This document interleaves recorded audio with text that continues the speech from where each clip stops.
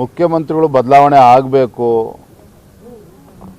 ಆರೋಪಿ ಸ್ಥಾನದಲ್ಲಿರ್ತಕ್ಕಂಥ ಸಿದ್ದರಾಮಯ್ಯನವರು ತಮ್ಮ ಸ್ಥಾನಕ್ಕೆ ರಾಜೀನಾಮೆ ಕೊಟ್ಟು ಒಂದು ಪಾರದರ್ಶಕವಾಗಿರ್ತಕ್ಕಂಥ ತನಿಖೆಗೆ ಅವಕಾಶನ ಮಾಡಿಕೊಡ್ಬೇಕು ಅನ್ನೋ ಆಗ್ರಹವನ್ನು ಭಾರತೀಯ ಜನತಾ ಪಾರ್ಟಿ ನಿರಂತರವಾಗಿ ನಾವು ಮಾಡ್ಕೊಂಡು ಬರ್ತಾ ಇದ್ದೇವೆ. ನಿನ್ನೆನೂ ಕೂಡ ಮೈಸೂರಿನಲ್ಲಿ ಮಾತನ್ನು ಹೇಳಿದ್ದೇನೆ. ನಮ್ಮ ವಿಚಾರಗಳು ಸ್ಪಷ್ಟವಾಗಿದೆ. ಸಿದ್ದರಾಮಯ್ಯನವರ ನೇತೃತ್ವದ ಕಾಂಗ್ರೆಸ್ ಸರ್ಕಾರ ಇವತ್ತು ಭ್ರಷ್ಟಾಚಾರದಲ್ಲಿ ಮುಳುಗಿರ್ತಕ್ಕಂಥ ದಿನಗಳಂತ ತಾವು ನೋಡ್ತಾ ಇದ್ದೀರಿ. ಅಭಿವೃದ್ಧಿ ಅಂತಕ್ಕಂಥದ್ದು ನಿಂತಿದೆ ಅನ್ನೋದಕ್ಕಿಂತ ಹೆಚ್ಚಾಗಿ ಶುರುವೇ ಆಗಿಲ್ಲ ಸರ್ಕಾರ ಬಂದ ಮೇಲೆ.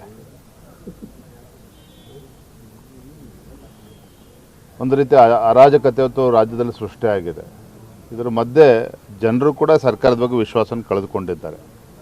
ಹಾಗಾಗಿ ಒಂದು ಪಾರದರ್ಶಕವಾಗಿರ್ತಕ್ಕಂಥ ತನಿಖೆ ಆಗಬೇಕು ಅಂತೇಳಿ ಮೂಡಾ ವಿಚಾರ ಇರ್ಬೋದು, ವಾಲ್ಮೀಕಿ ಅಭಿವೃದ್ಧಿ ನಿಗಮ ಹಗರಣ ಇರ್ಬೋದು. ವಾಲ್ಮೀಕಿ ಅಭಿವೃದ್ಧಿ ನಿಗಮ ಈಗಾಗಲೇ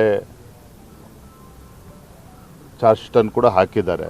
ಮೂಡಾ ಹಗರಣದಲ್ಲಿ ಈಗಾಗಲೇ ಲೋಕಾಯುಕ್ತ ತನಿಖೆ ಆಗಬೇಕು ಅಂತೇಳಿ ಹೈಕೋರ್ಟ್ ಆದೇಶ ಮಾಡಿದೆ. ಇದ್ರ ಮಧ್ಯೆನೂ ಕೂಡ ಮುಖ್ಯಮಂತ್ರಿಗಳು ಬಂಡತನ ಮಾಡ್ತಾ ಇರ್ತಕ್ಕಂಥದ್ದು ಅವರಿಗೆ ಶೋಭೆ ತರ್ತಕ್ಕಂಥದ್ದಲ್ಲ. ಹಾಗಾಗಿ ತತ್ಕ್ಷಣ ರಾಜೀನಾಮೆ ಕೊಡಬೇಕು ಅನ್ನೋ ನಮ್ಮ ಒತ್ತಾಯ ಇದೆ.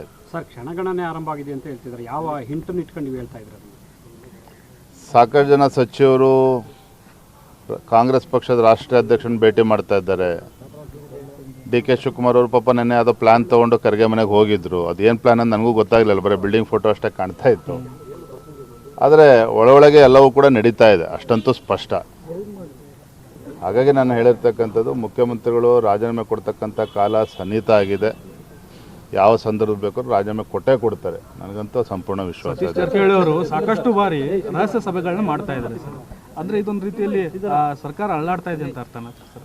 ನಾನಿವತ್ತು ಮಂತ್ರಿಗಳನ್ನು ಭೇಟಿ ಮಾಡಿರ್ತಕ್ಕಂಥದ್ದು ನಮ್ಮ ಶಿಕಾರಿಪುರ ಕ್ಷೇತ್ರದ ಸಮಸ್ಯೆ ವಿಚಾರ ಹಿಡ್ಕೊಂಡು ಮಾತನಾಡಿದ್ದೇನೆ.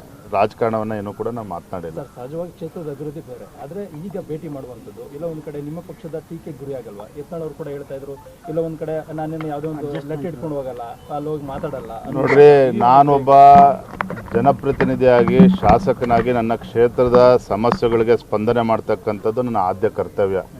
ಬೇರೆಯವರಿಂದ ಕೇಳಿ ತಿಳ್ಕೊಳ್ತಕ್ಕಂಥ ಅವಶ್ಯಕತೆ ನನಗೆ ಬಂದಿಲ್ಲ. ಯಾರೋ ತಲೆ ಹಿಡಿತಕ್ಕಂಥ ರಾಜಕಾರಣ ಕೂಡ ನನ್ನ ಜೀವನದಲ್ಲಿ ಮಾಡೋ ಪ್ರಶ್ನೆ ಬರೋದಿಲ್ಲ. ನಾನು ಯಾವತ್ತೂ ಕೂಡ ತಂದೆಯವ್ರು ನೋಡಿದ್ರು ಯಡಿಯೂರಪ್ಪರು ಯಾವ ರೀತಿ ತಮ್ಮ ರಾಜಕೀಯ ಜೀವನವನ್ನು ಮಾಡಿದ್ದಾರೆ ಅಂತಕ್ಕಂಥದ್ದು. ಯಾರೇನು ಹೇಳಿದ್ರು ಸಹ ರಾಜ್ಯದ ಅಧ್ಯಕ್ಷನಾಗಿ ನನಗೆ ಸ್ಪಷ್ಟತೆ ಇದೆ. ಪಕ್ಷವನ್ನು ಹೇಗೆ ಮುನ್ನಡೆಸಬೇಕು, ಹೇಗೆ ತೆಗೆದುಕೊಂಡು ಹೋಗಬೇಕು ಅನ್ನೋದನ್ನು. ಇನ್ನು ನನ್ನ ಕ್ಷೇತ್ರದ ವಿಚಾರ ಬಂದಾಗ ನನ್ನ ಕರ್ತವ್ಯ ಇದೆ, ಸಮಸ್ಯೆಗೆ ಸ್ಪಂದನೆ ಮಾಡ್ತಕ್ಕಂಥದ್ದು ಶಾಸಕ ನನ್ನ ಕರ್ತವ್ಯ ಇದೆ. ಆ ನಿಟ್ಟಿನಲ್ಲಿ ಸಚಿವರನ್ನು ಭೇಟಿ ಮಾಡಿರ್ತಕ್ಕಂಥದ್ದು ರಾಜಕೀಯಕ್ಕೂ ಇದಕ್ಕೂ ಯಾವುದೇ ರೀತಿ ಸಂಬಂಧ ಇಲ್ಲ.